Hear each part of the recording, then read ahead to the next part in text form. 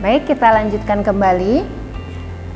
Terapi gizi medis pada diabetes mellitus ini bertujuan untuk mencapai dan mempertahankan kondisi metabolik yang optimal, yaitu dengan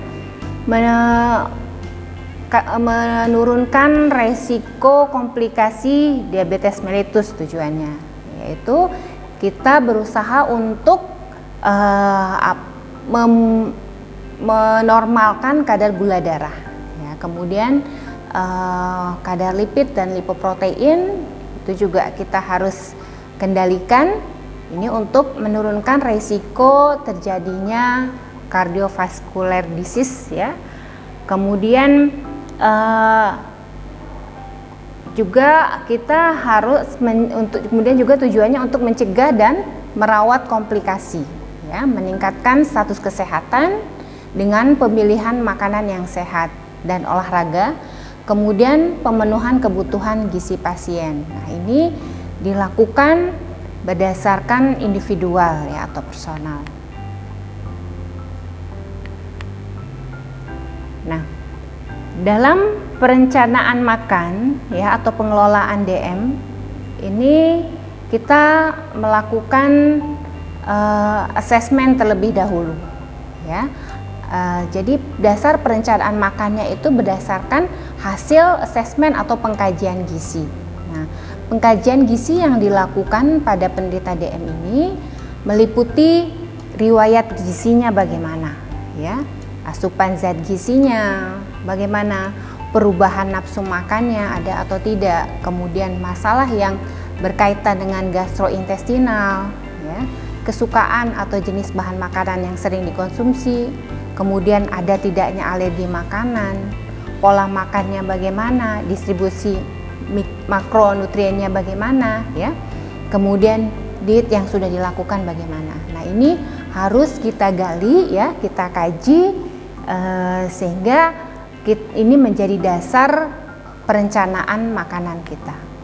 Nah, kemudian riwayat penyakit, ya, riwayat penyakit keluarga, ya, ini merupakan data riwayat personal, ya, riwayat penyakit keluarga, kemudian komplikasi penyakit ada atau tidak, ya, kemudian tingkat pendidikan, pengetahuan tentang gizi dan makanan terutama terkait dengan DM-nya sendiri, kemudian pemahaman tentang penyakitnya, ya, aktivitas fisik, kebiasaan merokok ada atau tidak, ya, kemudian kondisi psikososialnya bagaimana, terapi obat yang berkaitan dengan zat gizinya, ya, insulin atau obat untuk menurunkan kadar gula darah, kemudian bagaimana keterbatasan dan adaptasi fisiknya. Nah, ini juga harus kita kaji, ya, ini dimana merupakan data riwayat personal. Nah, kemudian kita juga harus melakukan pengkajian terhadap data antropometri, ya, berat badan, tinggi badan, ya, lingkar panggul, lingkar perut, ya, ini harus kita ukur, ya.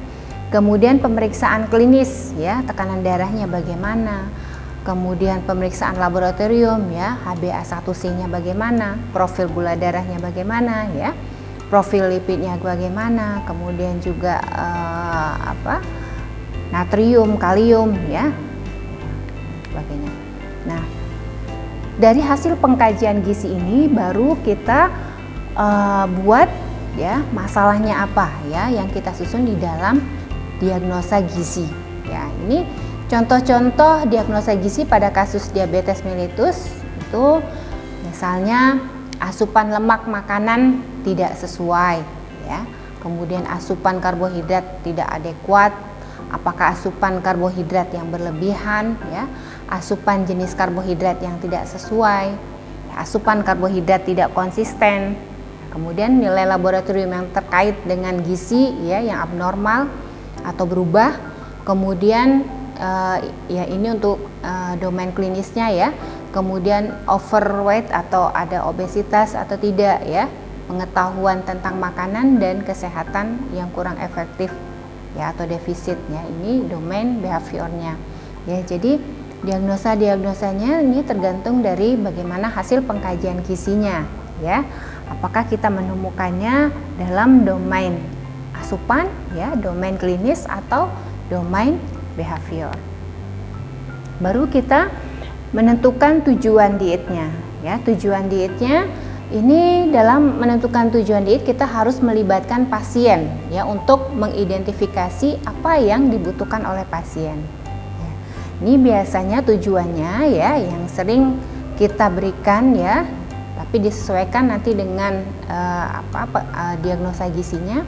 Misalnya terjadi perubahan dalam kebiasaan makan ya, terjadi perubahan yang positif tentunya ya dalam aktivitas, kemudian perbaikan kadar gula darah, perbaikan kadar lipid darah, perbaikan dalam asupan makanan. Nah, dalam intervensinya ya, prinsip perencanaan makan pada penderita DM itu 3J, yaitu jumlah atau asupan makan. Yaitu asupan makannya harus sesuai dengan kebutuhan, tidak boleh kurang dan tidak boleh lebih, karena dampaknya akan menjadi hiperglikemi atau hipoglikemi. Kemudian J yang kedua itu jadwal ya. Jadwal makannya harus teratur ya, 3 jam sekali itu lambungnya harus diisi ya, makanan masuk setiap 3 jam sekali supaya fluktuasi kadar gula darahnya tidak tinggi. Kemudian jenisnya juga kita harus perhatikan ya. Jenisnya ini kita lihat dari komposisinya bagaimana, kemudian kandungan zat gizinya bagaimana ya, dan juga memperhatikan indeks glikemik dari jenis-jenis makanan ini.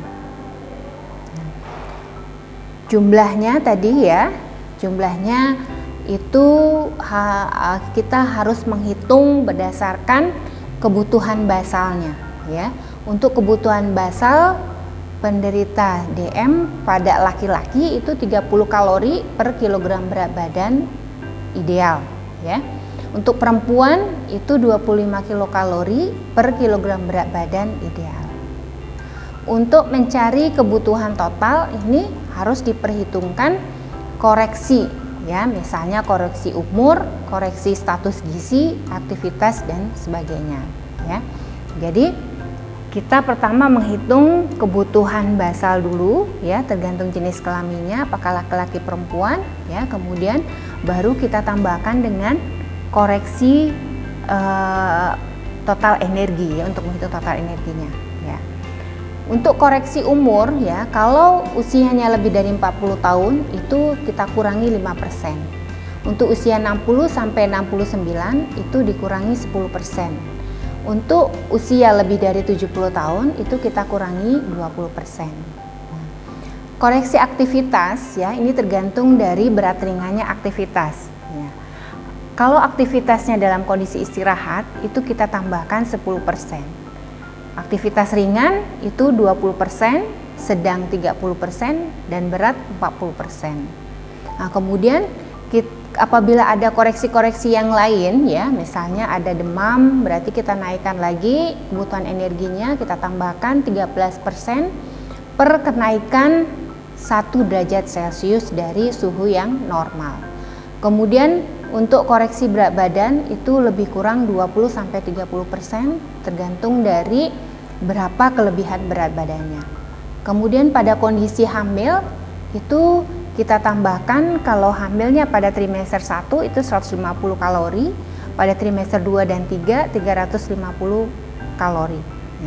Untuk kondisi menyusui ya, ibu menderita DM yang sedang menyusui itu kita tambahkan 500 kalori. Nah, jumlah ini untuk protein ya, tadi energi sekarang protein. Ya, proteinnya yang direkomendasikan adalah 10-15% dari total energi. Untuk rekomendasi lemak 20-25% dari total energi. Itu terdiri dari kurang dari 10% itu total energi berasal dari lemak jenuh, dan 10%-nya itu total energi berasal dari polyunsaturated fatty acid. Untuk kolesterol itu rekomendasinya adalah kurang dari 300 mg dan asupan serat itu 25 gram per hari. Sedangkan rekomendasi untuk asupan natrium ya, dalam hal ini pembatasannya 2.400 sampai 3.000 mg per hari. Jadwal makan juga harus diperhatikan ya. Dianjurkan makan secara teratur 3 kali makan utama dan 2-3 kali makanan selingan atau snack.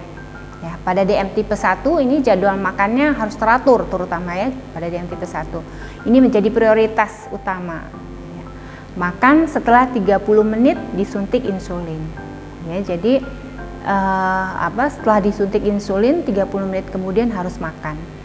Pada diabetes dengan suntikan long acting ya, itu perlu diberikan snack malam untuk mencegah hipoglikemi.